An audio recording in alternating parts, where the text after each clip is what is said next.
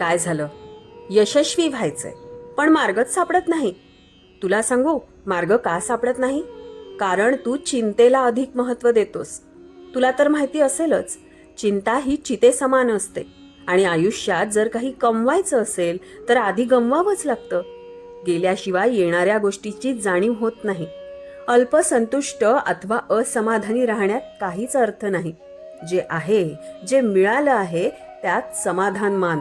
तेव्हाच तुला हव्या त्या गोष्टी तुझ्याकडे येतील. पण सतत अवास्तव मागण्या करत राहिलास तर मिळालेलंही घालवशील. तुझ्या कर्तव्याला तुझ्या कष्टाची जोड हवी, तेव्हा कमाई होते. सहज मिळालेल्या गोष्टी सहज निघून जातात. म्हणून सहजतेपेक्षा सामर्थ्याकडे अधिक लक्ष दे. तुला हवं ते प्राप्त करण्याची क्षमता ही फक्त तुझ्यात आहे. आलं का लक्षात? श्री स्वामी समर्थ.